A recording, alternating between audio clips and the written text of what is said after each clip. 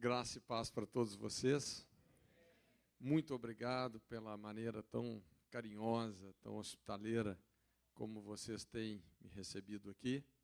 Me sinto realmente honrado com essa oportunidade de poder dividir um pouco a palavra de Deus com vocês. Então, me apresentando um pouquinho melhor, né? Meu nome é Marcos, Cote é um apelido de infância, e sou casado com Raquel.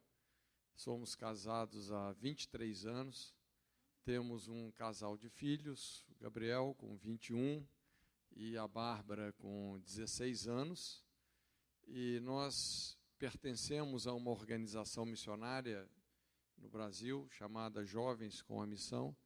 Na verdade, é uma organização que está presente em quase todo o mundo, né, mais de 170 países, e o nosso coração é esse, é poder amar e servir o corpo de Cristo, que é a Igreja do Senhor, e, obviamente, também cumprir o último mandamento, a grande comissão que o Senhor Jesus nos deixou, de pregar o Evangelho a toda criatura e fazer discípulos de todas as nações.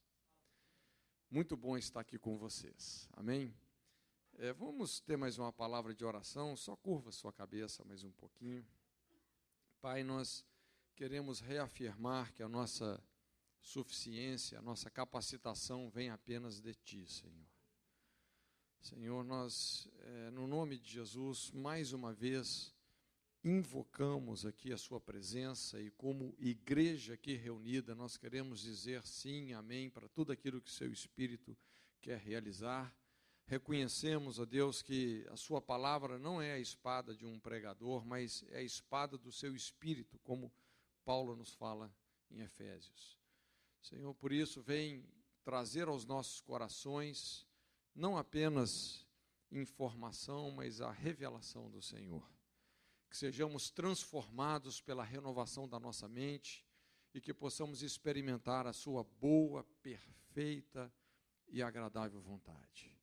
Senhor, nós, de todo o nosso coração, queremos também dizer, como o salmista disse, não a nós, mas ao Teu nome seja dada toda a honra, toda a glória. Nós levantamos neste lugar o nome que já foi exaltado pelo Pai, que está sobre todo nome, diante do qual todo joelho se dobrará e toda língua confessará que Ele é o Senhor. Levantamos também a Sua palavra, Senhor, que é bendita eternamente, que está estabelecida nos céus por toda eternidade. Senhor, que a Sua palavra prevaleça nas nossas vidas, nos nossos corações e nesse lugar. Que haja uma atmosfera espiritual fértil, frutífera, profética, saturada do espírito de conhecimento e revelação. Senhor, e que tudo aquilo que o Senhor tem realmente planejado para esse tempo, Senhor, que realmente possa se cumprir nas nossas vidas. No nome de Jesus, Pai, ajuda-nos, no nome de Jesus. Amém. Amém, queridos. Quando a gente pensa nessa questão sobre aconselhamento, toda essa parte pastoral que hoje é tão necessária dentro do ministério e do serviço do corpo de Cristo, a gente tem assim uma amplitude muito grande. E eu pensei então numa mensagem que a gente pudesse ser o mais abrangente possível para que a gente possa aproveitar o espaço de tempo que a gente tem. É só um fim de semana, não assim, poder aproveitar da melhor maneira possível. Nós vamos começar a mensagem hoje eu quero mais, na verdade, colocar uma introdução, e amanhã, a partir das 5 horas, nós vamos estar aqui novamente, e aí nós vamos dando continuidade e aprofundando o assunto. Mas eu gostaria de compartilhar, então, um pouco sobre perda dos vínculos familiares. Nós vamos falar sobre esse assunto, a perda dos vínculos familiares. Hoje, nós vivemos realmente uma geração é muito difícil, muito complicada, é um tempo extremamente trabalhoso. O que a gente observa é todo um processo de inversão de valores na sociedade, um processo também de inversão de identidade sobre vários aspectos, e isso tem causado realmente uma destruição muito grande, principalmente em termos da família, não é? Toda essa cultura, a cultura do não casamento, a cultura do divórcio sem culpa, que inclusive começou aqui na América, mais ou menos na década de 70, essa questão toda da inversão de papéis no casamento.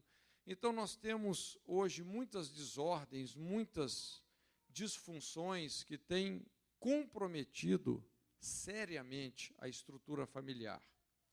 Há um tempo atrás, inclusive, eu estava lendo uma matéria numa das grandes revistas lá do Brasil, e era uma matéria sobre a família, e redigida talvez por um dos maiores psicanalistas do mundo. E esse homem, então, um psicanalista francês, eu vou dizer mais ou menos com as minhas palavras o que ele disse, mas ele falou assim: olha, está acontecendo algo inédito na história da raça humana. E ele falou: olha, nunca se observou o que nós estamos presenciando hoje. E ele falou assim: a família está acabando.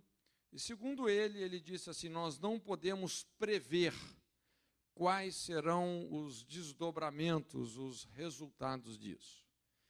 Mas se você é uma pessoa mais atenta historicamente e estuda um pouco sobre a queda, a decadência dos grandes impérios e de grandes sociedades que já existiram nesse mundo, você vai observar que talvez esse foi a principal característica da derrubada dessas grandes sociedades.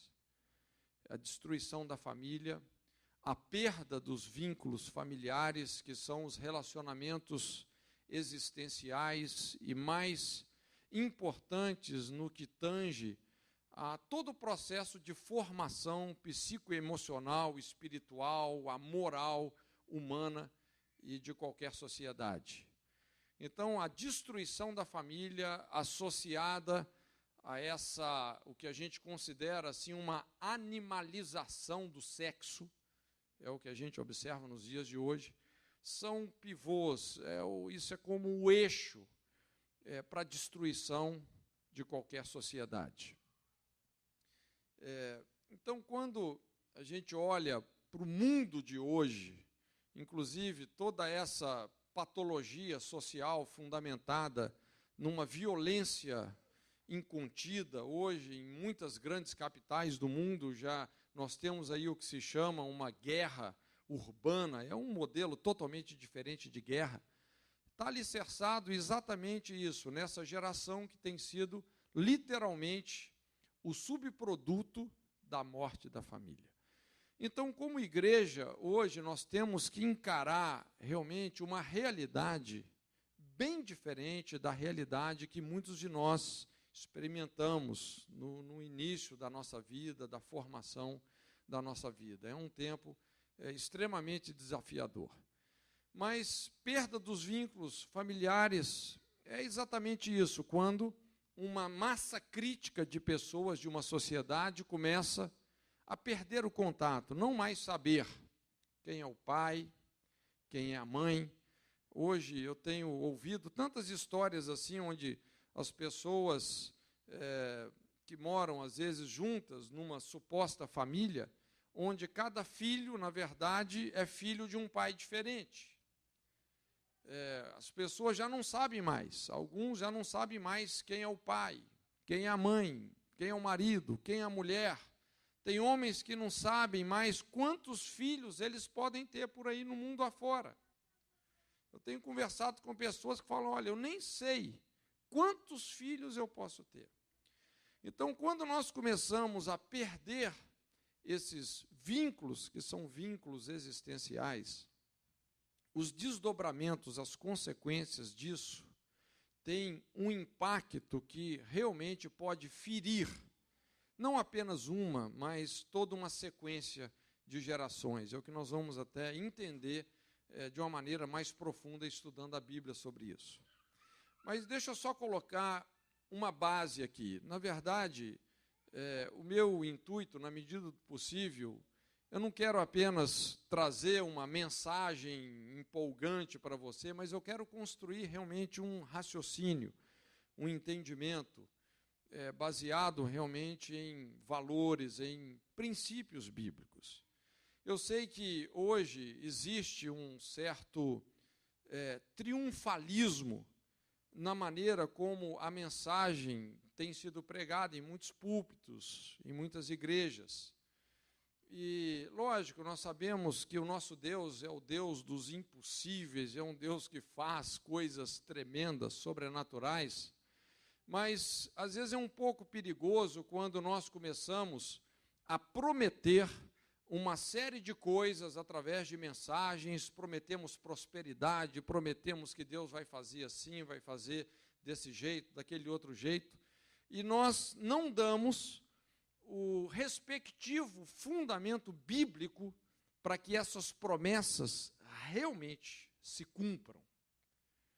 E muitas vezes isso acaba gerando até uma frustração na vida de muita gente. Então é muito importante a gente entender realmente as promessas que Deus tem, mas também é muito importante entendermos a nossa responsabilidade, as condições que essas promessas demandam de nós e estabelecermos realmente um alicerce sólido para que nós possamos realmente experimentar tudo aquilo que Deus tem compartilhado conosco. Então, deixa eu colocar aqui uma certa base, um alicerce para a gente poder caminhar sobre ele.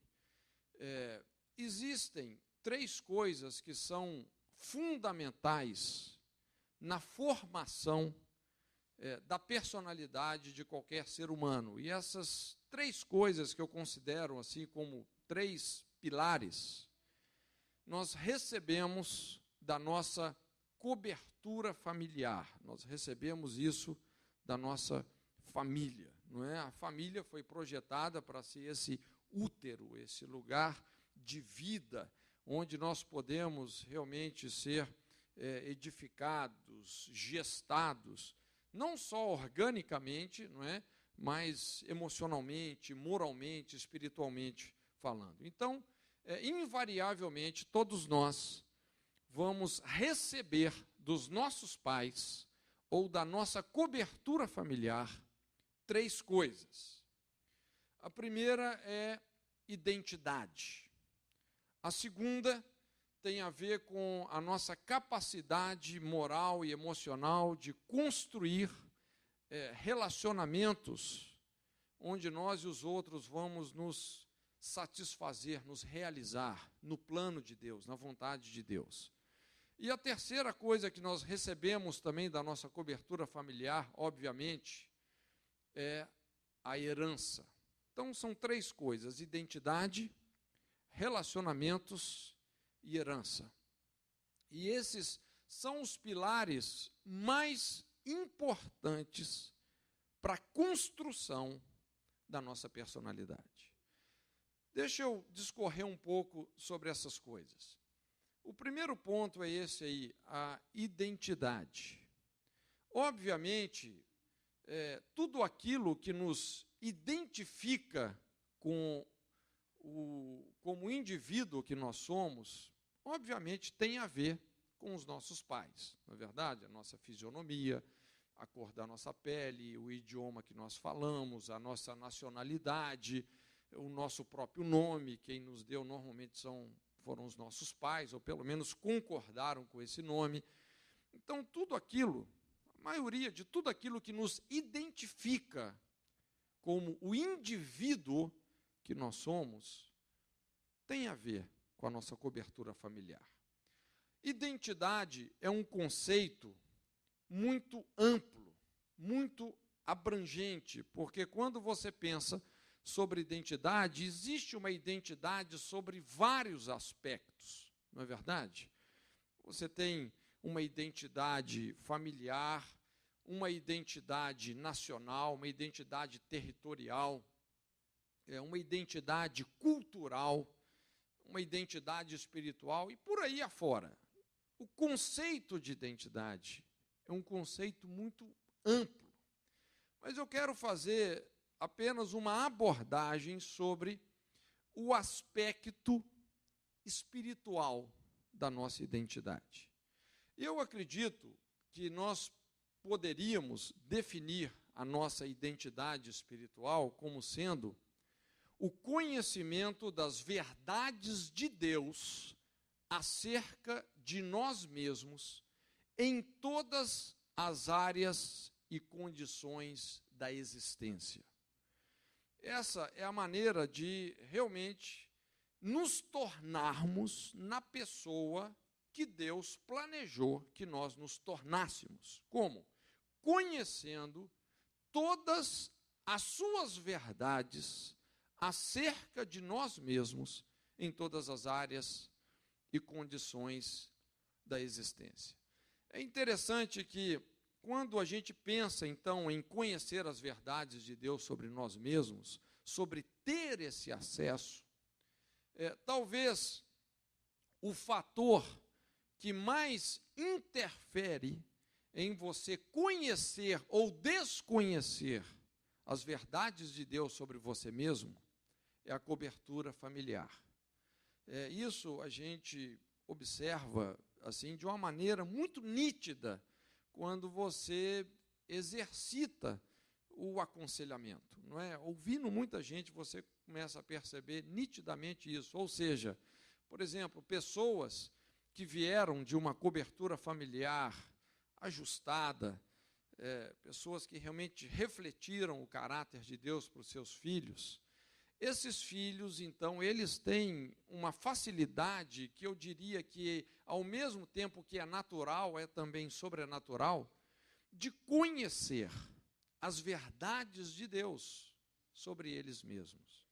Em contrapartida, pessoas que vieram de uma cobertura familiar que foi traumatizada, por exemplo, por divórcio precoce, alcoolismo, abusos morais, verbais, sexuais e por aí afora, quando você vê uma cobertura familiar que foi traumatizada por violência, você observa que essas pessoas começam a adquirir algumas barreiras, uma dificuldade, uma resistência no sentido de conhecer as verdades de Deus sobre eles mesmos. E muitas dessas pessoas, inclusive, acabam desenvolvendo uma facilidade muito maior para acreditar muito mais nas mentiras de Satanás do que nas verdades de Deus, por incrível que pareça.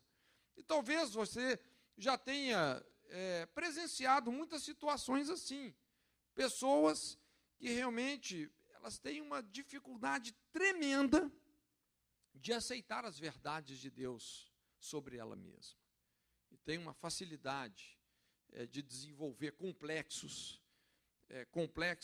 em relação à sua fisionomia. A pessoa se vê sempre numa crise de inferioridade, se sentindo uma pessoa inútil, uma pessoa indigna, não é? Uma pessoa que não serve, que não presta, e por aí afora. Pessoas que estão literalmente mergulhadas numa profunda crise de identidade. E quando você vai ver a cobertura familiar, a história do relacionamento dessa pessoa com os seus pais, então você vai encontrar algumas feridas que são realmente profundas. É muito importante, irmãos, nós entendermos que o conceito espiritual de identidade está profundamente relacionado com a afirmação dos pais, principalmente do pai. Você se lembra como que antes de Jesus começar o seu ministério, a Bíblia fala que ele se sujeitou ao batismo de João. Ele foi até o Jordão, onde João estava pregando, não é? O seu ministério estava sendo desenvolvido. E quando ele se sujeitou ao batismo de João, a Bíblia fala que o Espírito Santo desceu na forma corpórea de pomba sobre Jesus, e uma voz falou do céu, dizendo: este é o meu Filho amado, em quem eu tenho prazer, em quem se compraz a minha alma. Essa foi a voz do Pai para o Filho. Esse é o meu Filho. Não é? Um dos aspectos fundamentais da identidade é filiação. Deus é muito mais do que Deus Todo-Poderoso. Deus é Pai. É interessante que logo após esse batismo, a Bíblia fala que o Espírito Santo conduziu Jesus ao deserto. E ali ele foi tentado por 40 dias, duramente tentado. Talvez poucos aqui saibam o que é 40 dias de jejum e oração, não é verdade? E ali ele foi duramente tentado por Satanás, mas a primeira investida de Satanás exatamente foi na sua identidade. Satanás chegou para Jesus e falou: se tu és o Filho de Deus, transforma essas pedras em pães. Agora, qual foi a última coisa que o pai havia dito para o filho? Tu és o meu filho. E o que Satanás está dizendo agora? Se tu és o filho, me prova. Veja bem, a gente não tem tempo para aprofundar num estudo sobre identidade, mas existem várias questões que apontam para uma crise de identidade, que qualificam uma situação de crise de identidade. Talvez uma das principais características de uma pessoa que está em crise de identidade é a questão da autoafirmação. Quando uma pessoa tem a necessidade de provar que é alguma coisa, quando ela sente essa necessidade, é bem provável que essa pessoa, na verdade, esteja numa profunda crise. Às vezes, nem ela mesma acredita que ela é o que ela está querendo provar. Na verdade, quando você é algo ou alguém, você não tem que provar nada para ninguém, você é. Isso vai fluir. As pessoas vão reconhecer. Quando um líder precisa de provar que ele é o líder, pode ser que ele nem seja mais. E que nem ele mesmo creia nisso. Às vezes ele está sendo o chefe, não o líder. Não aquele que inspira pelo exemplo. E foi exatamente nesse ponto que Satanás tentou Jesus. Prova que você é o Filho de Deus. E Jesus, de uma maneira muito direta, falou: olha, Satanás, eu não tenho que provar nada para você. Eu fico com a afirmação do Pai. Nem só de pão viverá o homem, mas de toda a palavra que procede da boca do Pai, da boca de Deus. Identidade vem pela afirmação do Pai. Quando nós não temos a afirmação do nosso Pai, é bem possível que nós vamos começar a acreditar nas tentações e nas mentiras de Satanás. E aqui é que muita coisa realmente sai do eixo em relação a esse acesso às verdades de Deus acerca de nós mesmos. Identidade vem pela afirmação do Pai, vem pela cobertura da família. A segunda coisa que nós recebemos da nossa família é essa capacidade moral e emocional de construir relacionamentos bem ajustados, relacionamentos sadios. Na verdade, a nossa saúde emocional, o equilíbrio temperamental, tem muito a ver, gente, com a nossa cobertura familiar e também com o nosso relacionamento com os nossos pais. A gente sabe, ninguém aqui teve pais perfeitos, não é? Nós também não somos pais perfeitos, não é? Mas é lógico que existe todo um bom senso em situações de disfuncionalização da cobertura familiar, não é?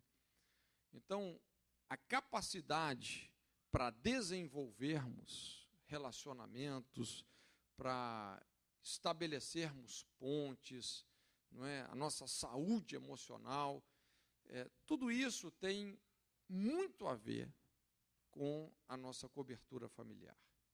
Normalmente, pessoas que vieram de uma cobertura familiar desajustada, comprometida, fragmentada, você observa muitos problemas temperamentais crônicos. É comum você ver até pessoas que se engessaram num comportamento espinhoso, onde a pessoa fere os outros sem perceber que está ferindo, porque aquilo se tornou um padrão para ela, porque foi o que ela recebeu a vida inteira. E isso realmente pode ir destruindo, sendo um efeito dominó, onde a pessoa começa a construir uma trilha de relacionamentos destruídos, de relacionamentos, às vezes, marcados por violência emocional, outros relacionamentos marcados por traição, infidelidade, e coisas dessa natureza. Então, a capacidade para iniciarmos relacionamentos, sustentarmos relacionamentos, nutrirmos os relacionamentos, um fator muito importante, muito decisivo, é a nossa cobertura familiar. É lógico que eu não quero tirar a responsabilidade das nossas escolhas, e nós vamos entender isso melhor agora no próximo ponto, não é? Então, a terceira coisa que nós recebemos da nossa cobertura familiar é uma herança. E herança também é um conceito muito amplo, é como o conceito de identidade, não é verdade? Quando a gente pensa em herança, existe, por exemplo, uma herança genética, existe uma herança cultural, uma herança material, uma herança espiritual e por aí afora. Herança também é um outro conceito extremamente amplo. E, mais uma vez, eu quero me ater apenas à questão das nossas heranças espirituais. E, obviamente, se existe uma herança material, vamos dizer, existe também uma herança espiritual. E se você estuda sobre heranças na Bíblia, você vai entender que isso é não apenas um princípio, mas é estabelecido na dimensão de uma lei, é como uma espinha dorsal de Gênesis a Apocalipse, a lei da herança. E, inclusive, é uma lei que aparece de maneira explícita no Decálogo, nos 10 Mandamentos, que é a essência da moral divina. É muito interessante que quando Deus ele se apresentou a Moisés, foi uma maneira assim bem interessante, porque ele se apresentou a Moisés como sendo o Deus dos antepassados de Moisés. Ele chegou e falou: Moisés, eu sou o Senhor Deus, o Deus de Abraão, o Deus de Isaque e o Deus de Jacó. Eu sou o Deus dos seus antepassados, que andaram comigo, que me obedeceram. E eu tenho com eles palavras que foram empenhadas. E eu estou aqui por causa dessas promessas que eu fiz. Então, estou me apresentando a você como Deus de Abraão, Isaque e Jacó.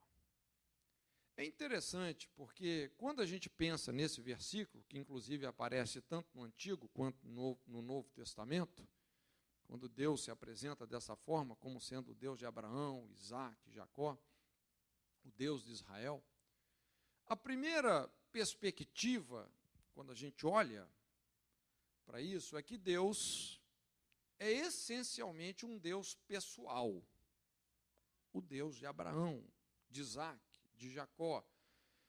Ou seja, Deus nos conhece realmente pelo nome. Você não é mais um número no meio da multidão, mas Deus nos conhece de maneira específica. Na verdade, se você estudar sobre todas as religiões do mundo, você vai chegar numa conclusão. Se você estuda sobre os tantos deuses, né, que existem nesse mundo, o único Deus que é ao mesmo tempo infinito e pessoal é o Deus da Bíblia. Não tem outro. Existem muitos deuses, vamos dizer assim, que eles são supostamente infinitos, porém são impessoais. Por exemplo, o Deus do Islã, que é Alá. Alá é um Deus supostamente infinito, porém ele é impessoal. Você nunca vai ver um muçulmano falando, eu ouvi a voz de Alá. Alá falou comigo. Você não vai ver isso. Ele é impessoal. Ou você vai na Índia, você vai ver tantos deuses que são pessoais, porém são finitos. Na Índia até o rato é Deus. Tem um altar lá aos ratos. Quer dizer, as pessoas se relacionam com esse Deus, o rato, de maneira pessoal. Mas, gente, o rato é um rato, né? É totalmente limitado, né? Bota limitado nisso. O único Deus que é pessoal e infinito é o Deus da Bíblia. E Deus se apresenta assim para Moisés, como um Deus pessoal. Um Deus que se relaciona pessoalmente conosco, nos conhece pelo nome. Mas esse texto, essa maneira como Deus se apresenta a Moisés, também revela que ele é um Deus geracional. Ele é um Deus de gerações. Ele é um Deus que honra a nossa obediência, estabelecendo promessas para toda a nossa descendência. Não é isso que está descrito no Decálogo, quando Deus, explicando sobre a sua moral e essa lei que é do reino de Deus, a lei da herança, ele fala assim, eu, o Senhor, faço misericórdia até 1000 gerações em relação àqueles que me amam e que guardam os meus mandamentos. Eu não sei se você já parou para pensar na seriedade e na grandeza dessa declaração. Você está entendendo isso? Por causa da sua obediência, Deus está empenhando a sua palavra com a sua descendência até 1000 gerações. Você está entendendo a minha e a sua responsabilidade? Você está entendendo a seriedade disso, a profundidade disso? Isso é o que nós chamamos de heranças. As heranças espirituais. Eu sempre digo que está chegando o tempo que nós vamos parar de falar nesse negócio aí de maldição hereditária, nós vamos falar só em bênçãos hereditárias. Porque o poder da bênção é muito maior, não é verdade? É um princípio de entesouramento das promessas. Você pode olhar ao redor do mundo hoje, os ministérios mais expressivos normalmente são levantados por homens e mulheres que são terceira, quarta, quinta geração de homens e mulheres que andaram com Deus, que obedeceram a Deus. É um princípio de entesouramento. De repente, o que está acontecendo nessa atual geração foi algo que já foi entesourado pela obediência dos pais daquela pessoa, que foi também entesourado pela obediência dos pais e dos pais dos pais dos pais. E, de repente, todo esse entesouramento de promessas, de palavras que Deus foi empenhando na linhagem daquela pessoa, isso se desdobra em ministérios que são extremamente poderosos. Mas quando você raciocina geracionalmente, como Deus está ensinando Moisés a raciocinar, você começa a descobrir o poder, a seriedade dessa lei, que é a lei da herança. Agora, obviamente, irmãos, é muito importante entendermos que existe também o aspecto negativo dessa lei, não é? As bênçãos de Deus, elas não são uma herança incondicional. É interessante que quando Deus tratou sobre isso com a nação de Israel, ele chegou e falou: olha, coloco diante de vós. Isso Deus estava fazendo uma aliança, o contexto era esse, Deus estava estabelecendo uma aliança com a nação. Coloco diante de vós a bênção e a maldição, a vida e a morte. E Deus falou que escolhe, pois, a vida para que vivas, tu e a tua descendência. Não é só você, isso tem a ver com a sua descendência também. É uma escolha, o que vai determinar tudo é a nossa escolha. Irmãos, eu sempre digo, nós não temos que ficar correndo atrás da bênção. E as bênçãos, elas não vão vir por virem sobre a nossa vida. As bênçãos, elas são o resultado, a consequência natural de uma vida de obediência ao Senhor. Se você obedece a Deus, naquilo que você obedece a Deus, você pode ter certeza, as bênçãos dele vão te perseguir e vão te alcançar de maneira sobrenatural. Por isso, olha, não seja infantil. Não fica correndo atrás de bênção, corre atrás da obediência. Corre atrás da obediência. E a bênção vai te alcançar. Mas existe, gente, um aspecto que é sério. Porque Deus está colocando dois caminhos diante de todos nós. Um caminho de obediência, mas existe também a possibilidade de nós escolhermos o caminho da desobediência.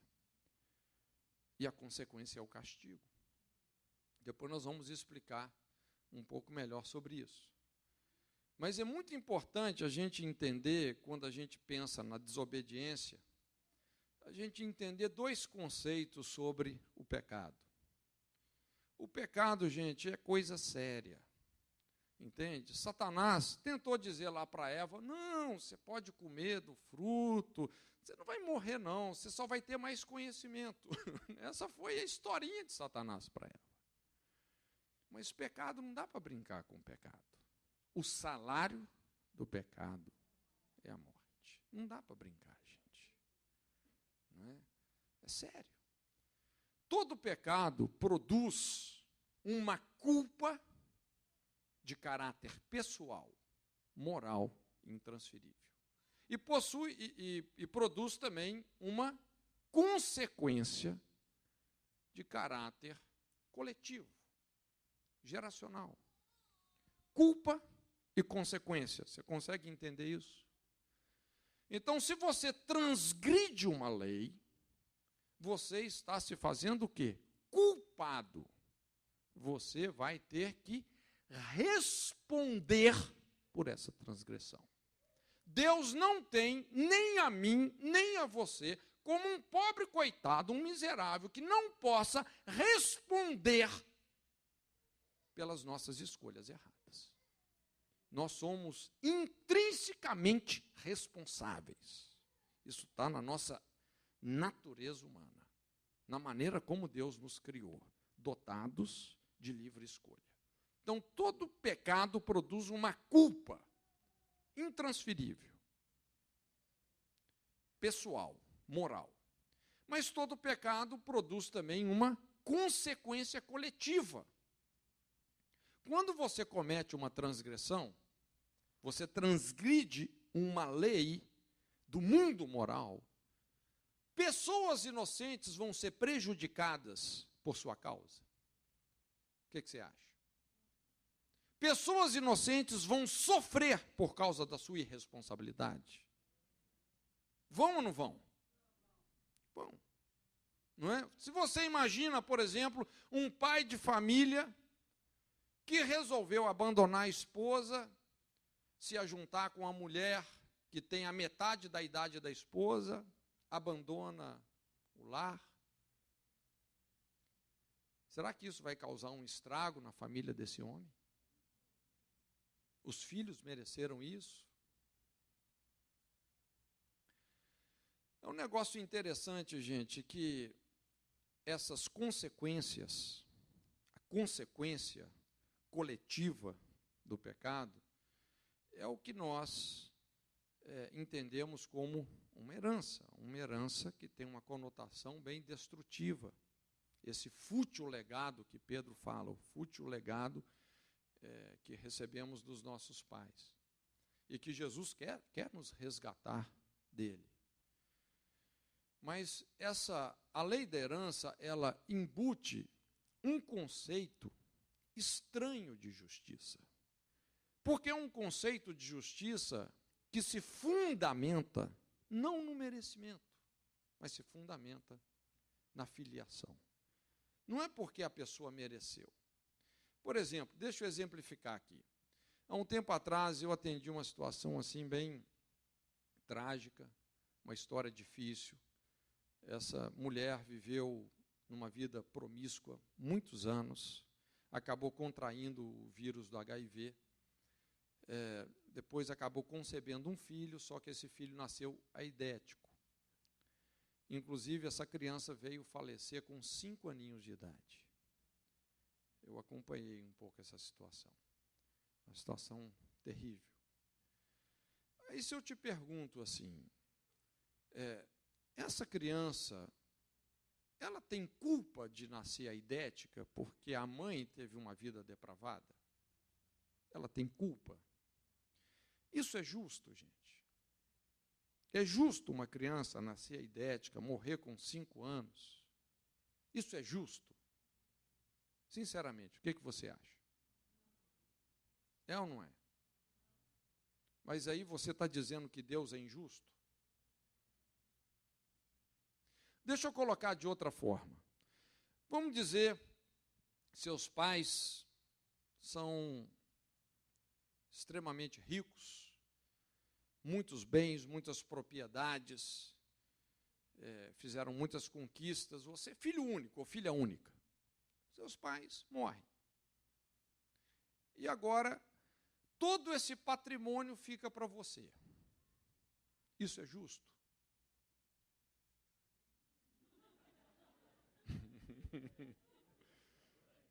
Agora é.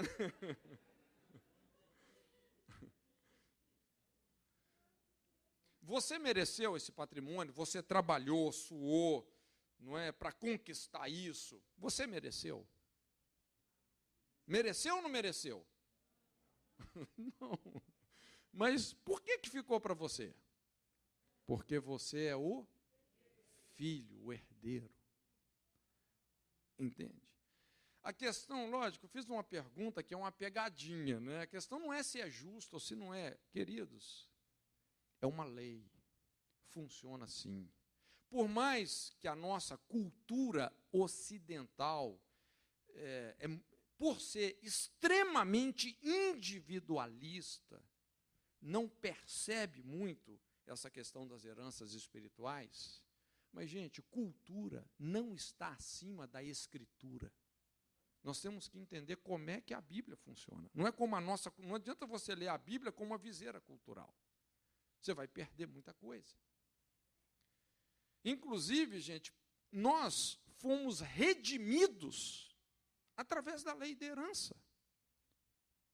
Jesus abriu mão de ser o unigênito do Pai, se fez homem, morreu a nossa morte, se tornando o primogênito dentre muitos irmãos, nos incluindo na família de Deus, nos fazendo herdeiros de Deus e co-herdeiros com Ele. Alguém aqui mereceu a salvação, gente? Não. Mas por que nós podemos ser salvos? Por herança. Graças ao que Jesus fez. Nos colocou no testamento dele. Por herança. O que nós estamos recebendo através de Jesus? Um novo testamento. Por herança. É uma lei. Não é? É lógico que quando a gente pensa então nessas heranças espirituais, Deus, Ele explica que as iniquidades não redimidas de uma pessoa vão influenciar a sua descendência. Isso é muito claro. Ele fala, eu, Senhor, visito a maldade dos pais nos filhos até terceira e quarta geração. Então, as iniquidades não redimidas, não confessadas dos nossos pais vão nos influenciar. Agora, uma influência é uma obrigação? Não. Eu posso fazer dos pecados dos meus pais e antepassados um pretexto para minha irresponsabilidade moral? Não. Deus não aceita isso. Se você ler Ezequiel 18, você vai ver. Aquela geração estava dizendo o quê? Não, hoje nós somos idólatras, mas a responsabilidade, a culpa disso, dos nossos pais, dos nossos antepassados, eles que se renderam aos ídolos. E Deus falou, não, a alma que pecar, essa morrerá. Culpa é algo pessoal, não é? Eu não posso, eu não herdo. O que nós herdamos de Adão, gente? O pecado? É possível você herdar o pecado de alguém? Sendo que o pecado é uma escolha pessoal, moral, intransferível. O que a Bíblia fala aqui? O homem pecou e por isso a morte passou a todos os homens. O que nós herdamos de Adão? A morte. A morte passou a todos os homens. Eu não posso herdar o pecado de ninguém. A culpa é pessoal. Mas se nós transgredimos uma lei, nós estamos estabelecendo uma influência espiritual de natureza correspondente na vida dos nossos filhos. É uma influência que pode ser endossada ou rejeitada. Na maioria das vezes, o que a gente percebe é que ela acaba sendo endossada, não é?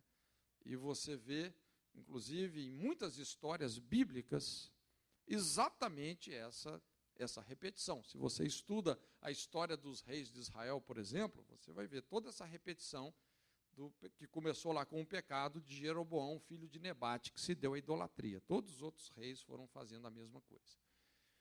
Mas é importante entendermos, então, que existe uma herança. Nós estamos recebendo espiritualmente uma herança dos nossos pais.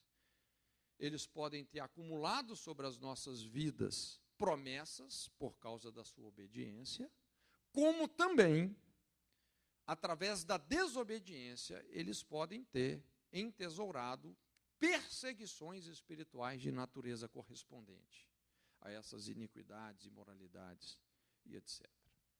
Por isso que é muito importante, como Isaías fala, a gente saber redimir esses lugares antigamente assolados, de geração em geração. Isso é sacerdócio. Essa confissão inteligente, sacerdotal, das iniquidades familiares, gente, é um dos níveis mais elevados de sacerdócio e intercessão que a Bíblia coloca, não é? Esse é o princípio do Yom Kippur, que está lá em Neemias, no capítulo 9, quando toda a nação, toda a família, a casa de Jacó, se reunia para confessar as suas culpas e as iniquidades dos pais e antepassados. Isso é altamente restaurador, não é? Mas, ok, quando a gente pensa também em herança, isso tem a ver com a capacidade de concretizarmos os ideais, de frutificarmos, de vivermos de acordo com o propósito para o qual nós fomos criados. Tudo isso pode ser viabilizado ou abortado em virtude da cobertura familiar. Vocação, dons poderão ser trancados ou liberados em virtude da cobertura familiar. Quando você pensa, por exemplo, num pai, numa mãe, que sistematicamente começa a praguejar o filho. Você não presta, você não vai ser nada, você nunca vai ser ninguém. E, normalmente, isso que ele está praguejando é porque ele também foi praguejado. Não é? Foram as mesmas coisas que ele ouviu dos seus pais. E, às vezes, está fazendo agora até pior. Não é? Então, quando você vê um pai, uma mãe, tendo um comportamento como esse, é lógico que essas palavras começam a construir, ou querer construir essa realidade na próxima geração. Palavra, gente, é uma coisa muito séria. É um princípio que tem um poder criativo. Não é isso? Como é que Deus criou o mundo? Pela palavra. Assim como Deus criou o mundo pela palavra, nós também criamos o nosso mundo pelas palavras que nós estamos dizendo ou deixando de dizer. Quando um pai verbaliza uma praga sobre a vida de um filho, é como se ele estivesse autorizando uma perseguição espiritual de natureza correspondente na vida desse filho. Não é que isso vai acontecer obrigatoriamente, mas se esse filho não tiver a maturidade de perdoar esse pai, perdoar a infelicidade dele e ir para Jesus, ir para a cruz, é bem possível que essa realidade, mais cedo ou mais tarde, vai acabar se concretizando na vida dele. E esse, é lógico, não é o plano de Deus. Nós podemos, então, liberar os dons, sermos destrancadores de dons, os destrancadores do futuro dos nossos filhos, pela nossa obediência, pelas nossas palavras, como nós também podemos aleijá-los, como nós também podemos frustrar, abortar muita coisa. Ok, eu só estou colocando uma basezinha, gente, porque isso aqui, vamos dizer, é o beabá para a gente trabalhar realmente nessa esfera do aconselhamento. Eu gostaria de entrar com você agora, dar mais uma introdução aqui, numa história bíblica, que é uma das histórias que estão mais contextualizadas com essa atual geração, e que mostra exatamente essa ferida, reflete profundamente essa ferida social, da perda dos vínculos familiares. Então, nós vamos estudar um pouco sobre a história familiar de um homem chamado Jefté. É bem possível que você já conheça essa história. Jefté, ele inclusive entrou lá na galeria dos heróis da fé, em Hebreus 11. É uma história assim bem interessante. Ele ficou famoso por um voto que ele fez, não é? Um voto bem estranho, nós vamos ler isso agora. Então, se você quiser, você pode abrir a sua Bíblia em Juízes, no capítulo 11.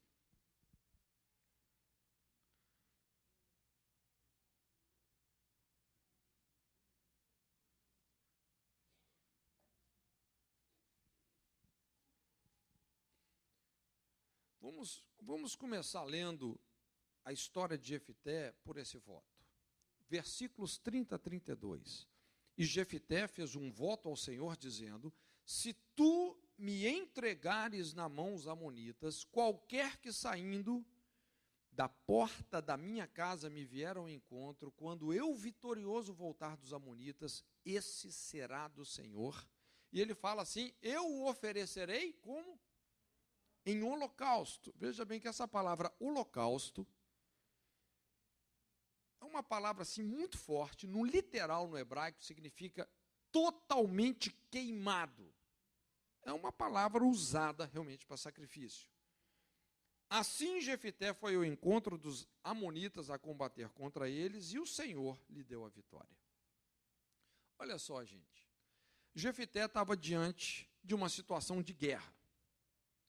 Ele estava enfrentando esses inimigos, e o que dá a entender é que ele queria tanto essa vitória, que ele abriu a sua boca e ele fez um voto a Deus, ele negociou com Deus, ele falou: Senhor, eu quero essa vitória, de qualquer jeito.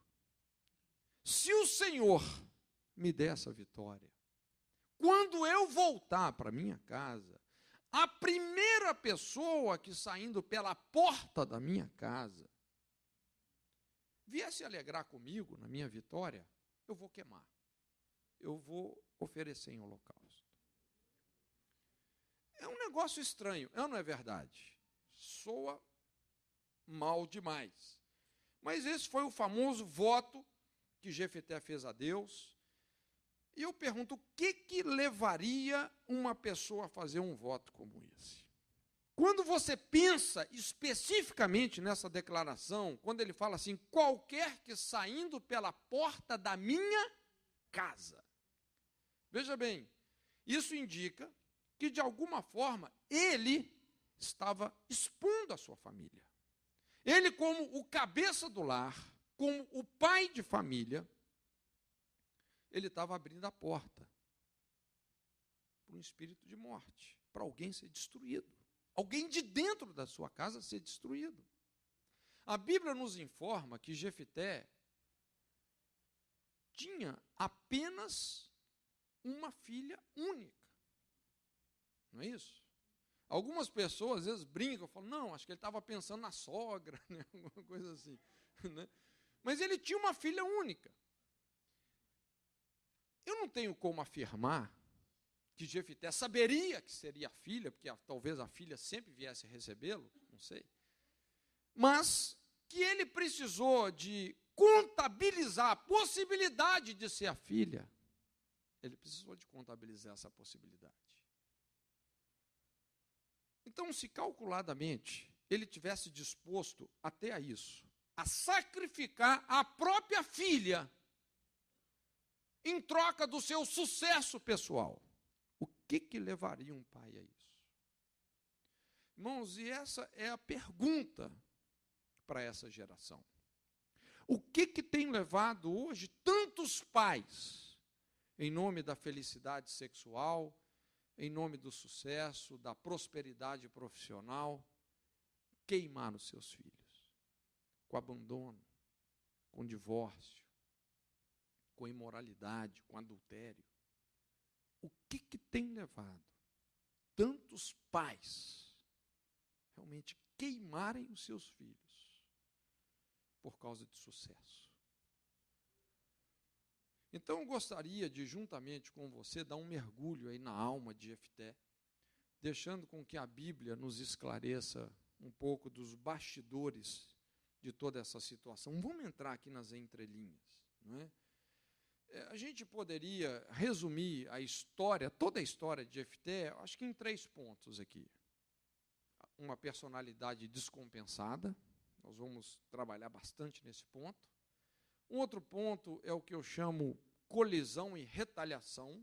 É muito importante esses princípios.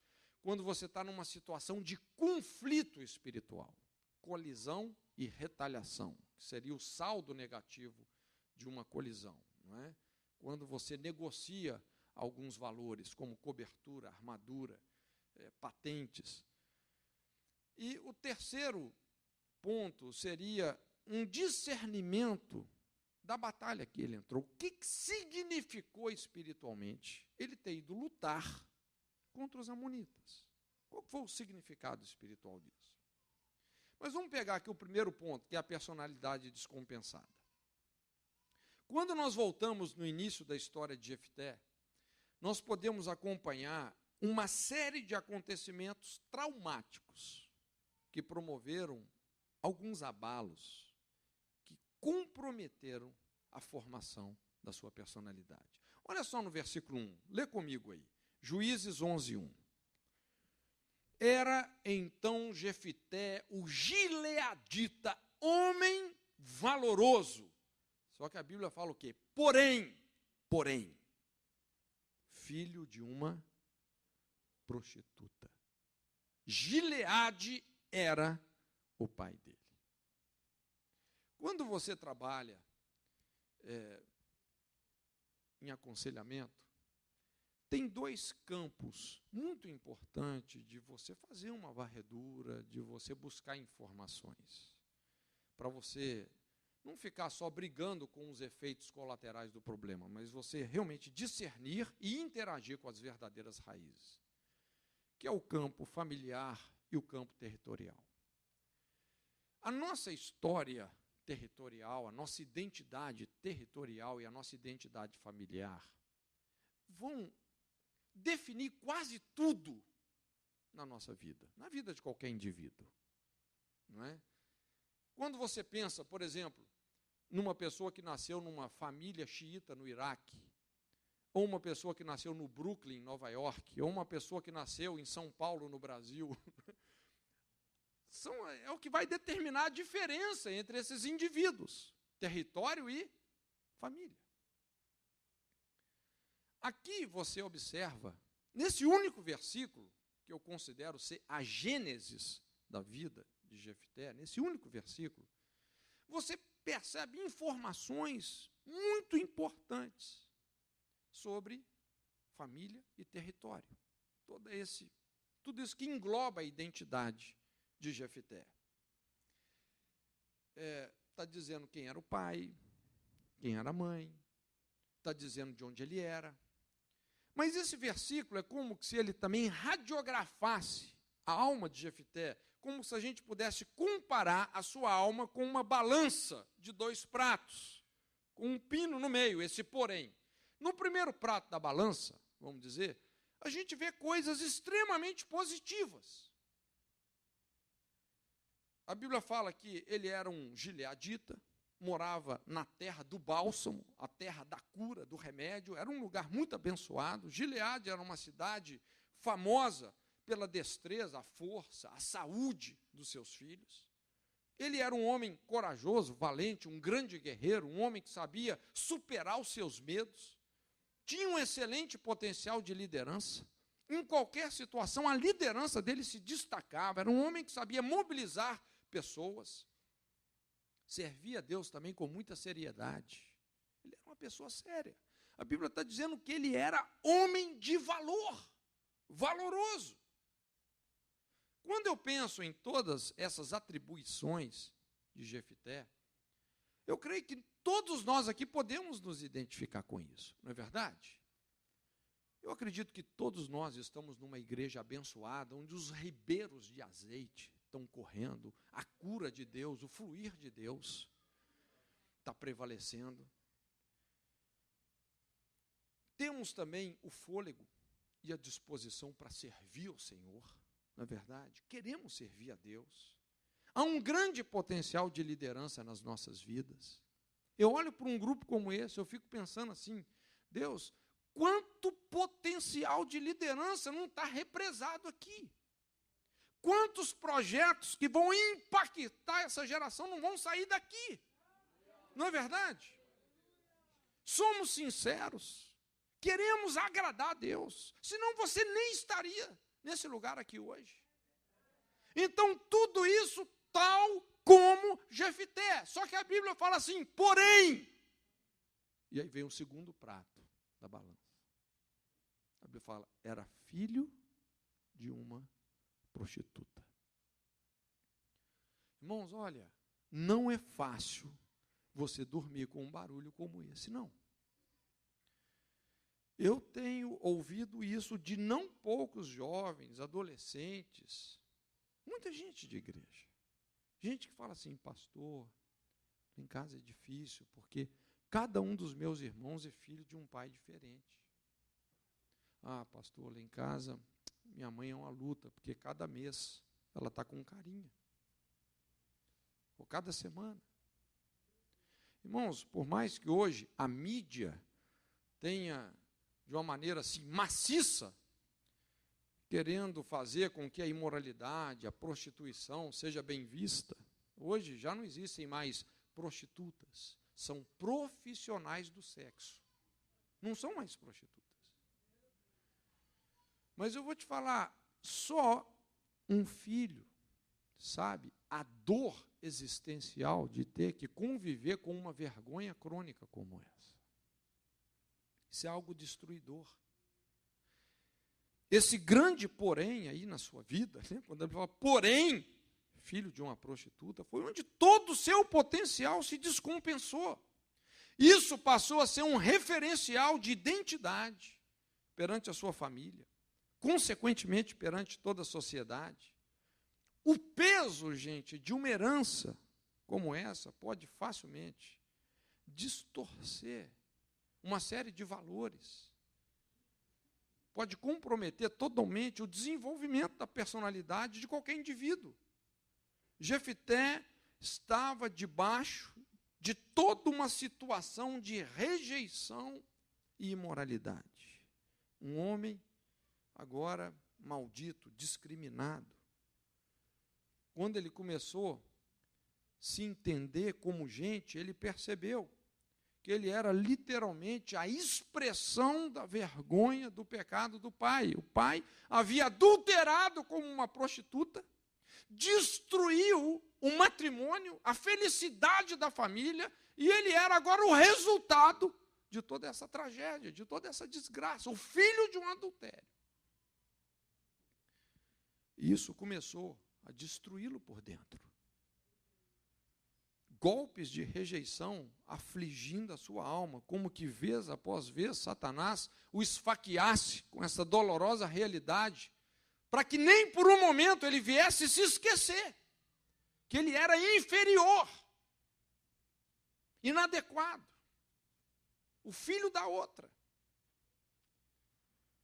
Isso o empurrava cada vez mais para baixo dentro de si mesmo. Isso foi mutilando ele por dentro.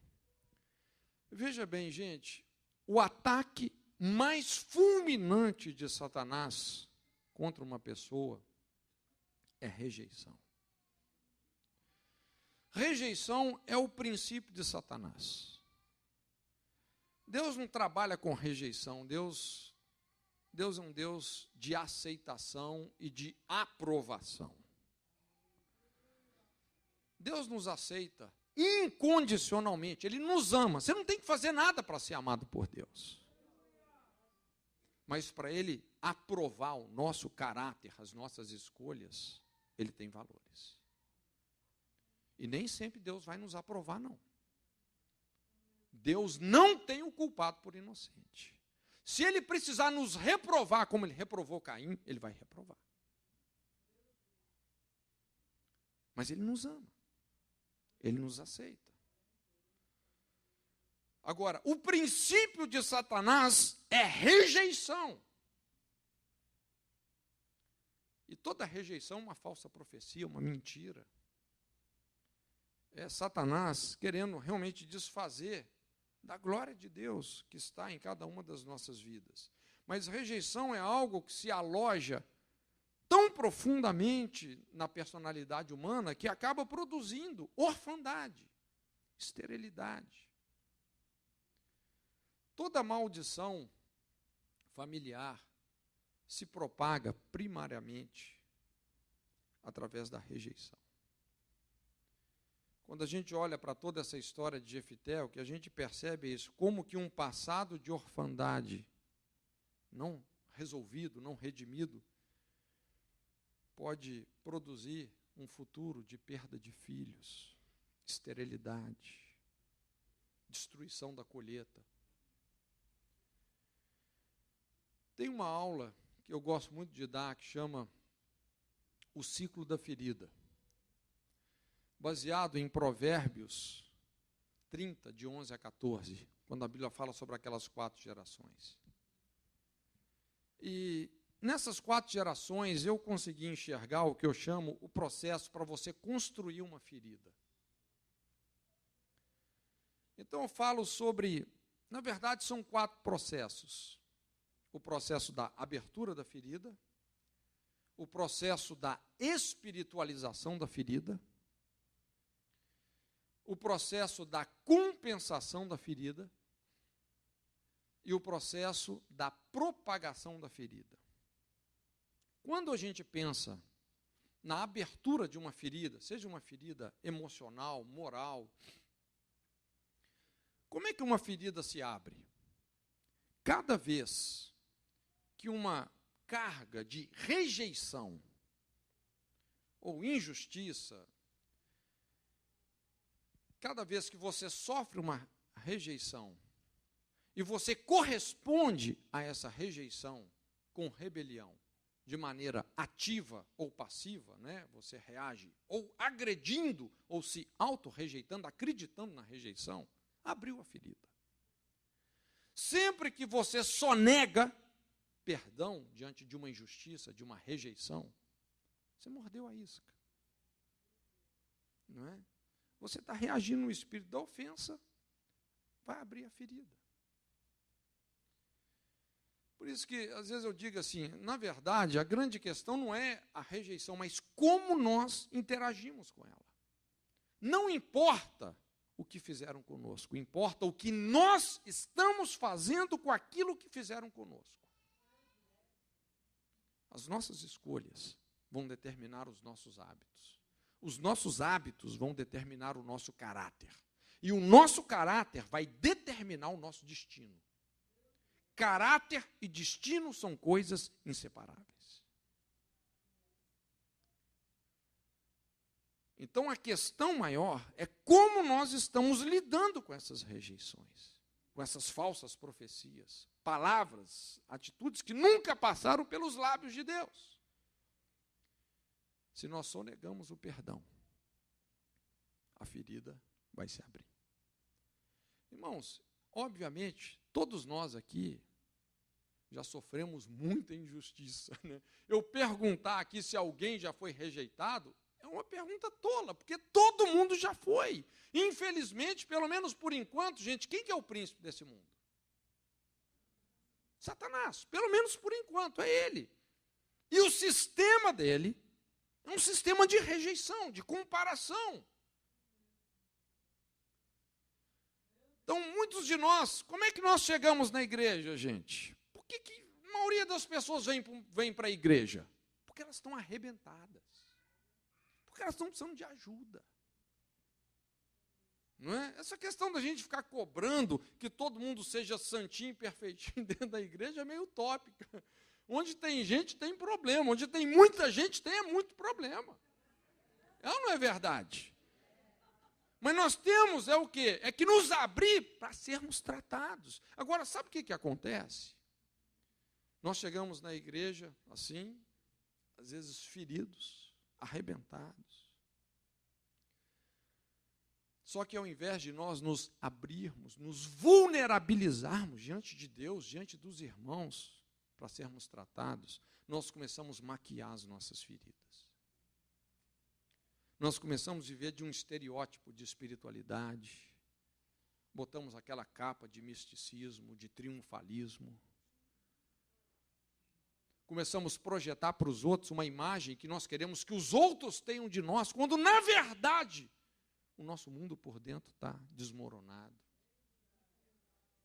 Começamos a viver uma vida dupla, uma vida mentirosa, sem falar a verdade no íntimo. É tudo uma casca, é um estereótipo apenas. É o que eu chamo o processo de espiritualização da ferida. Vem todo aquele ativismo, não é? O ativismo ministerial, corre daqui, corre para lá, não é? Irmãos, nós esquecemos que não é que nós vamos fazer a obra de Deus, nós somos a obra de Deus. E quando Deus faz em nós, Ele vai fazer através de nós. Tem uma grande diferença entre você fazer a obra de Deus e Deus fazer através de você. É totalmente diferente. Aí nós começamos a fazer, porque nós queremos manipular o respeito dos outros. E muitas vezes, toda essa energia que vem dessas feridas, que nos leva a um ativismo ministerial, começa a ser interpretado agora como bom desempenho ministerial. Aí nós assumimos posições, títulos. Às vezes eu digo, olha, às vezes o melhor lugar para a gente se esconder de Deus é dentro de uma igreja, atrás de um rótulo religioso, atrás de um púlpito.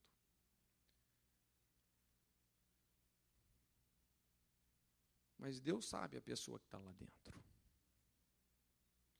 E quando a gente começa agora a assumir uma posição, e começamos a compensar as nossas inseguranças, os nossos medos, descontroles nas pessoas, daí emerge muitas vezes uma liderança tirana, controladora, possessiva, o sentimento de dono.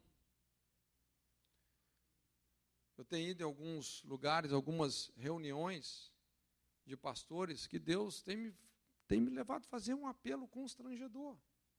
Pedir para pastores devolver a igreja para Deus.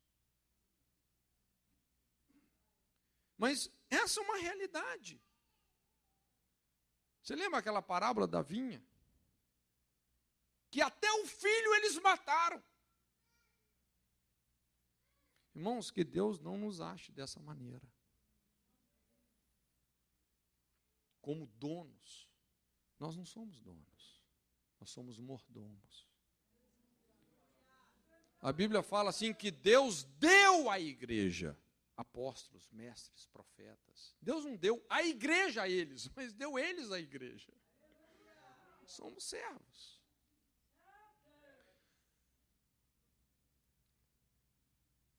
Esse é o processo, gente, da compensação da ferida.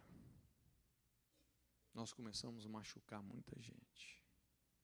Muitas vezes até usamos a nossa autoridade, e eu digo isso, irmãos, porque eu já fiz isso também.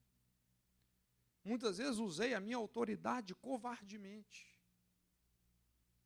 dizendo que as pessoas não estavam sendo submissas, quando na verdade quem estava sendo rebelde era eu.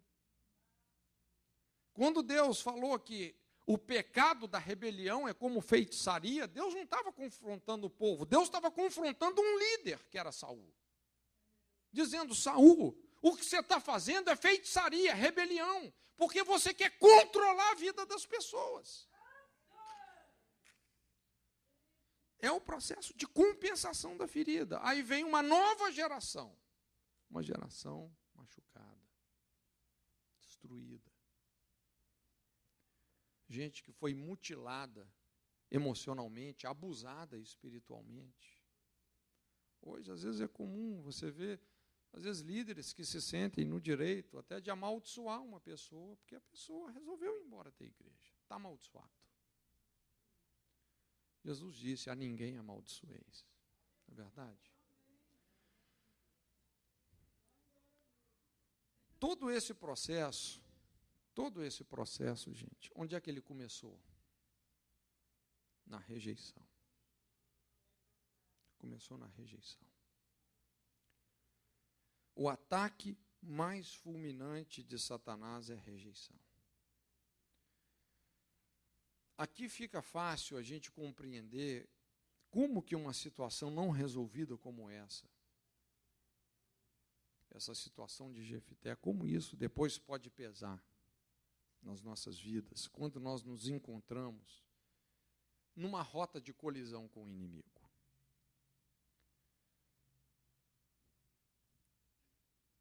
Nessa brecha de rejeição, gente, é que Satanás coloca a sua cunha, com o propósito de nos arrancar das nossas heranças, da nossa herança familiar, da nossa herança ministerial. Esse é o propósito realmente maior de Satanás, é destruir isso, desfazer isso. Deixa eu só, para a gente encerrar aqui, trabalhar rapidamente com um conceito aqui que é importante. Eu sei que, assim, muitos de nós não gostamos dessa palavra, temos até uma repulsa a ela, mas ela é uma palavra bíblica. Eu não sei quanto a você, mas eu me interesso pelas palavras que são bíblicas. Eu me interesso. Por mais que eu não goste de ouvi-la. E essa é a palavra maldição. Irmãos, querendo a gente, gostando ou não, é uma palavra bíblica. Esse conceito não fui eu que inventei. Essa palavra aparece mais de 200 vezes na Bíblia. Então, não é assim um conceito que dá para a gente menosprezar, não. E, sinceramente, o que eu quero fazer aqui agora é desmistificar esse conceito com você. Eu sei que quando se fala em maldição, o que mais tem é fogo estranho. Tem gente que viaja na maionese. Mas eu espero que você seja um crente bereano, aquele que confere nas Escrituras. Vamos trabalhar um pouquinho com esse conceito. Olha só, vamos desfazer alguns tabus. Se você vai na Bíblia, a primeira coisa assim, estranha que você vai encontrar quando você estuda sobre maldição é que quase todas as vezes que essa palavra aparece, ela está associada ao povo da aliança. E não ao não crente. Isso é estranho. Veja bem, é a Bíblia. Aqui, o texto que nós falamos, quando Deus fez aliança com o povo, coloco diante de vós a bênção e a maldição. A bênção e maldição são meramente consequências, respectivamente, da obediência ou da desobediência. Você dizer que maldição não existe é você dizer que pecado não tem consequência. Pecado tem ou não tem consequência? Qual que é o nome disso que a Bíblia dá? Maldição. É a consequência. Ok? É interessante, então, que essa palavra está associada ao crente, ao povo da aliança. Lógico, às vezes o nosso raciocínio é esse. Não, fulano lá não tem Jesus, ele está amaldiçoado, porque não tem Jesus. Esse raciocínio tem uma lógica? Tem. Mas, biblicamente falando, inclusive é comum você ver crentes que estão com mais problemas do que não crentes. Não sei se você já percebeu isso. Não é? Porque a responsabilidade aumenta e piora as consequências. Uma coisa interessante é que também essa palavra deixa eu mencionar um texto aqui que é muito importante.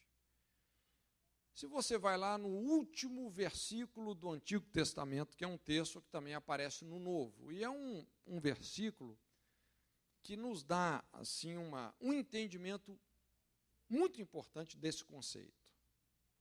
Deus estava falando para aquela geração, através do profeta Malaquias. E ele começa a falar sobre o Elias que iria vir, não é? E ele fala assim, que se os pais não se convertessem aos seus filhos, e os filhos não se convertessem aos seus pais, a Bíblia fala assim, eu, o Senhor, vou ferir a terra com maldição. Quem que fere a terra com maldição, gente? É Deus ou é o diabo? Biblicamente falando. A Bíblia está dizendo aqui que o diabo vai ferir a terra com maldição? Não, está dizendo que eu, o Senhor, vou ferir a terra com maldição. Na verdade, gente, o conceito de maldição tem muito a ver com correção, com castigo. A palavra castigo é uma palavra de origem latina, vem de dois vocábulos que significa purificar pelo sofrimento.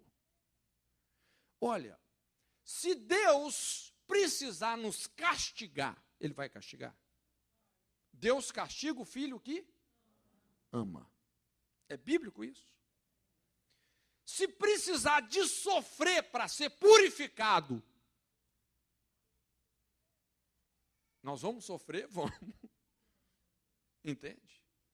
Deus vai nos corrigir. Entende? O propósito de um castigo é destruir a pessoa? Não.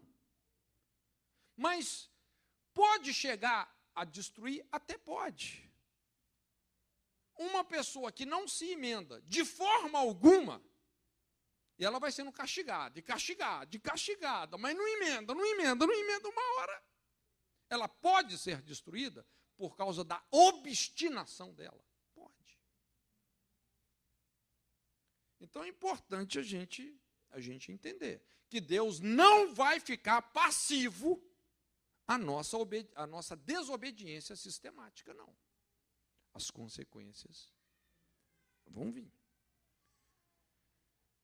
Assim como o mundo físico é regido por leis físicas, o mundo espiritual é regido por leis espirituais. Irmãos, nós não quebramos a lei. O conceito de lei é diferente do conceito de um conselho. Um conselho, você obedece se você quiser. Agora, a lei, se você não obedecer, se você violar uma lei, você vai sofrer o quê? As sanções, as consequências. Imagina, por exemplo, uma pessoa que fala, não, eu vou quebrar a lei da gravidade. Sobe lá no 10º andar de um prédio, pula lá de cima, cai lá embaixo. Quem quebrou quem? Ela quebrou a lei da gravidade ou a lei da gravidade quebrou ela? Aí você fala, né, essa pessoa morreu por causa da maldição da gravidade.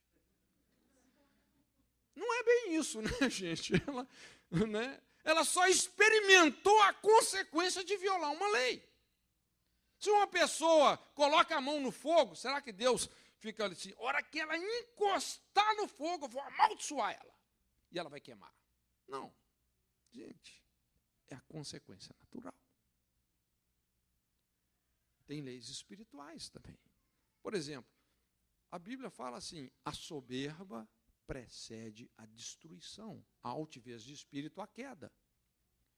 Se você vê uma pessoa se arrogando, agindo com presunção, orgulho, irmãos, eu não preciso nem de ser profeta para dizer que essa pessoa vai ser destruída, porque é uma lei.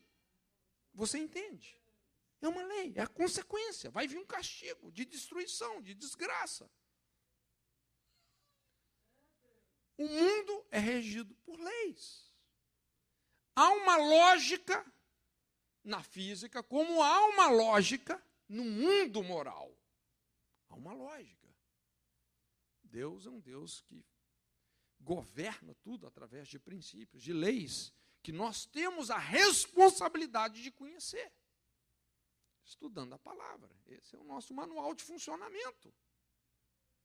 Não é verdade? Esse texto, então, ele mostra algo interessante. Ele está dizendo, eu, Senhor, vou ferir a terra com maldição. Deus vai castigar. Vai corrigir. A intenção é corrigir. Não é?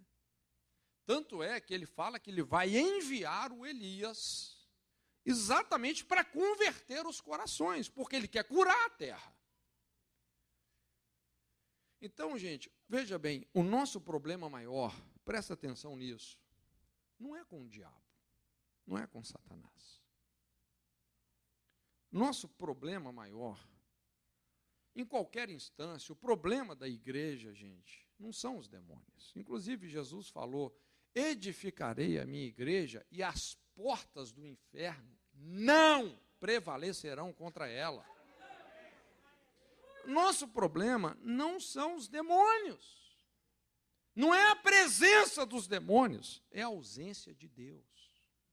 É que em muitas áreas da nossa vida nós já ensurdecemos os nossos ouvidos para Deus, nós petrificamos o nosso coração. Quando você vê uma cidade, uma nação, uma igreja debaixo de opressão maligna, irmãos, o problema é que houve Icabode nessa terra, foi-se a glória de Deus, como aconteceu lá naquela geração do sacerdócio de Eli, que os filhos de Eli estavam na porta da igreja, se prostituindo, roubando dos sacrifícios, e o pai não teve força moral para corrigir esses filhos e tirá-los do sacerdócio. A arca de Deus preferiu ficar com os filisteus. Foi levado embora. E Icabode, foi-se a glória de Deus. Irmãos, o nosso problema não é ficar expulsando o demônio, é trazer a glória de Deus de volta. Com arrependimento, com obediência ao quebrantamento. Esse é o nosso desafio. Demônios, Satanás, isso é colateral. É o efeito colateral. Os demônios nada mais são do que parasitas. Eles vão só se nutrir de uma situação que lhes é propícia. Já ouviu aquela ilustração do lixo? Imagina, vamos dizer, todo mundo começa a jogar lixo aqui, num canto, naquele cantinho lá. E vai amontoando lixo, resto de comida, copo sujo, coisa suja, vai amontoando lixo. O que esse lixo vai fazer? Vai começar a atrair certas parasitas. Os ratos vão vir. Por quê? Porque é fonte de alimento. As baratas vão vir. Os mosquitos. Aí, de repente, nós estamos no culto, corre um rato. A mulherada sobe na cadeira, os homens, né, vão lá tentar matar e dá pernada para aqui, pernada para ali. Isso, gente, é o que a gente chama o ministério do sai-sai, do quebra-quebra. É aquela coisa, sai demônio, vamos matar os ratos, matar as baratas. Agora, você mata uma barata, já nasceu mais 10. Mata o rato, já nasceu não sei mais quantos. Agora, o que é libertação, gente? Libertação não é você ficar expulsando irresponsavelmente os demônios de uma pessoa. Ou seja, não é você expulsar os demônios sem tratar do lixo da alma. Se você pega, tira esse lixo, desinfeta esse lugar, vai ter parasita? Não vai. Libertação, gente. Nós não lidamos com demônios. Isso pode parecer estranho para você. Inclusive, estava até falando com o pastor hoje, a gente faz uma distinção entre expulsão de demônios e libertação. Você pode ver no Novo Testamento, tem episódios que Jesus expulsou os demônios. E tem episódios que ele libertou pessoas e você não vê expulsão de demônios. Ele tratou das causas. Profundamente ele tratou das causas. Então, libertação é você lidar com esse lixo da alma. É você lidar com as culpas, com as vergonhas, as mordaças emocionais, os abusos, as inimizades, as portas de carnalidade, de passividade, as iniquidades geracionais. É você lidar com todo esse lixo. Quando você inteligentemente exerce um sacerdócio nessa direção, você vai começar a sarar as pessoas vão começar a ter saúde. Você vai começar a soltar isso que a Bíblia chama as ataduras da impiedade. Você vai começar a tirar as pessoas das prisões, das cadeias. Quando uma pessoa faz uma decisão por Cristo e ela nasce de novo, gente, isso não quer dizer que essa pessoa está com a alma dela totalmente resolvida. Há uma distância entre você ter o direito a uma vida livre e você concretizar isso na sua realidade. Há uma distância entre você atravessar o Jordão e pôr o seu pé na terra prometida e você conquistar a terra inteira. Tem uma distância.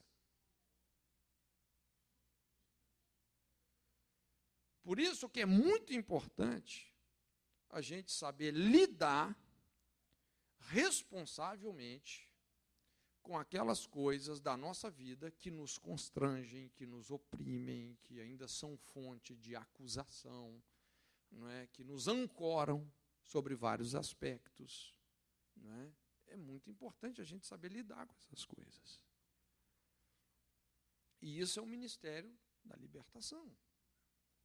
É a santificação, é você ir soltando todas essas amarras da alma. Mas o ponto mais importante é que o nosso problema aí, na verdade, não é com os demônios. Eles só estão se alimentando de uma situação que nós mesmos estamos permitindo. O nosso problema, gente, é com Deus. Né? O nosso problema é com Deus. Nós, às vezes, precisamos realmente de começarmos a ter uma vida na luz. A Bíblia fala, se andarmos na luz, como Deus na luz está, temos comunhão uns com os outros. E aí o sangue de Jesus nos purifica de todo pecado. Eu não estou falando aqui, veja bem, gente, esse texto, ele não trata de perdão, não está falando do perdão, está falando da purificação. De você lidar com todos os argumentos que Satanás pode usar como acusação contra você. Todo crédito de injustiça. Uma vida de transparência mesmo. De eliminar todos os constrangimentos. Não é? E isso realmente é algo desafiador. E é isso que Deus está falando para aquela geração. Não é? E só uma última coisa aqui para a gente finalizar. Deus está explicando sobre o cerne desse conceito, que é o conceito da maldição. Onde que a maldição se fundamenta? Na desconexão entre gerações. Se os pais não se converterem aos filhos e os filhos não se converterem aos pais, a terra é ferida com maldição. A ira dos pais, a injustiça dos pais, a imoralidade dos pais, sustentando rebelião e desonra no coração dos filhos. É o que nós chamamos a brecha das gerações. Os pais já não falam mais a mesma linguagem cultural dos filhos, os filhos não querem ouvir os pais, fazem exatamente o contrário daquilo que os pais queriam. E o relacionamento é cortado, quebrado no coração. Irmãos, quando realmente há essa quebra nesses relacionamentos que são existenciais,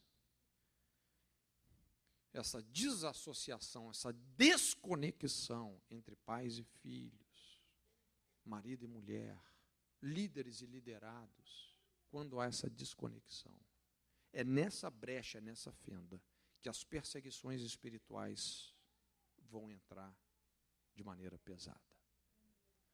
Você pode observar, um líder não prevalece sem o povo não prevalece sem o líder. Você se lembra quando Israel estava pelejando contra os amalequitas? Enquanto Josué estava na linha de frente, guerreando, enquanto Josué estava guerreando na linha de frente, Moisés, que é a velha geração, estava no monte, os braços levantados. E quando Moisés levantava os braços, qual era o efeito disso na batalha? Josué prevalecia. Irmãos, a gente sempre tem um conflito de gerações. A geração mais antiga, a geração mais nova. A geração mais nova tem força, não é? Tem energia. A geração mais velha tem experiência, tem autoridade. Quem é mais importante? A velha ou a nova geração? Os dois. Na verdade, o mais importante não é nem a nova e nem a velha geração, é o relacionamento entre elas. Se você quer curar uma sociedade, nós precisamos de ter reconciliadores de gerações. É interessante que Moisés levantava os braços, Josué prevalecia. Ele abaixava os braços, Amaleque prevalecia. E os braços de Moisés estavam ficando pesados. Irmãos, hoje a gente vê muito líder estressado, cansado. Gente, isso tem arrasado muitas igrejas. Mas Moisés, ele tinha ali uma liderança diaconal, intercessória, Arão e Hur, que pegaram Moisés, assentaram ele numa rocha e seguraram os seus braços, e dessa forma eles destruíram a memória de Amaleque, que é uma simbologia da carnalidade. Destruíram a memória de Amaleque. Quem que venceu a batalha, gente? O conjunto. Não é? Agora você imagina se Arão e Hur, o liderança diaconal e a liderança sacerdotal estivessem brigando, discutindo. E o Moisés estressado.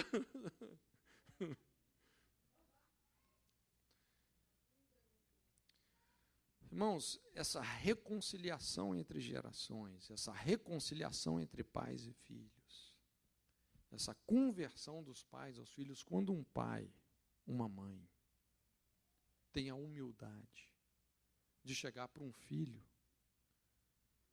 e falar: meu filho, olha, eu quero te pedir perdão, porque quando eu concebi você, eu estava em pecado. 1/3 dos brasileiros não tem o nome do pai na certidão de nascimento, você sabia disso? Você não imagina quantas pessoas hoje que estão dentro da igreja, mas elas foram vítimas de tentativa de aborto. Eu tenho atendido pastores que praticaram aborto. No desespero. Eu me lembro de um pastor, não é? Igreja enorme, ele era um dos tantos pastores daquela igreja. A noiva ficou grávida. No desespero, eles foram numa clínica.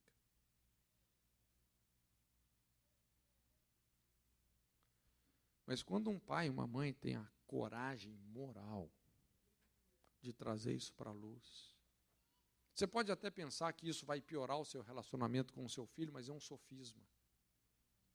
Porque quando um pai, uma mãe gera um filho na imoralidade ou tenta um aborto, está endemonizando o relacionamento com esse filho. Está colocando ele debaixo de uma perseguição de natureza correspondente a essa iniquidade. Mas quando um pai, uma mãe, chega para o filho, se humilha e fala: meu filho, eu quero te pedir perdão. Irmãos, os demônios pedem licença para ir no banheiro. Acabou. Que argumento que esses demônios vão ter para sustentar diante de Deus, para te perseguir, para te acusar? Acabou. Você lidou com o crédito de injustiça. Irmãos, isso é libertação. É lidar responsavelmente com a nossa história, com aquilo que nos constrange, que ancora a nossa memória em feridas, em vergonhas. E a gente ter coragem, realmente, para obedecermos o princípio de Deus de quebrantamento. Mas enquanto a sua reputação fala mais alto que a sua humilhação, você está preso.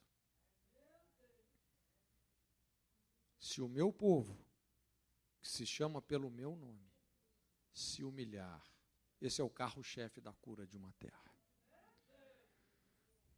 Tem um preço, não é? Nem sempre é barato, mas é assim que nós vamos resolvendo as coisas. Amém? Irmãos, vamos deixar essa base pronta. Amanhã nós vamos dar uma aprofundada nisso aí, se Deus quiser. Amém? Curva a sua cabeça, então. Pai, nós damos a Ti toda a honra, toda a glória, todo o louvor, toda a adoração. Muito obrigado, Deus, por cada vida preciosa que está nesse lugar. Senhor, como ministro do Evangelho, eu quero abençoar cada vida, cada família, cada igreja, cada ministério que estão representados aqui. Senhor, e eu oro que o Senhor realmente possa nos despertar e nos levantar como agentes redentores da nossa família, da nossa história. Oramos realmente por essa inteligência sacerdotal, para que possamos redimir os lugares antigamente assolados de geração em geração, fechar essa brecha, estarmos nesse lugar sobrenatural que o Senhor chamou de brecha, esse lugar que o Senhor nos procura, para que não haja destruição da terra, da descendência. Deus, e que realmente os seus propósitos se cumpram nas nossas vidas. Obrigado por tudo que o Senhor tem feito. Deus, eu te agradeço profundamente por essa igreja, por esse ministério, pelos líderes que o Senhor tem levantado aqui, porque eu sei que são pessoas zelosas, pessoas que te amam, Senhor. E que realmente, Deus, a sua vontade se estabeleça em cada uma das nossas vidas e despede-nos, Senhor, na sua paz, na sua graça, em nome de Jesus. Amém. Amém, queridos. Shalom, Lehá. Paz seja convosco, se Deus quiser. Até amanhã.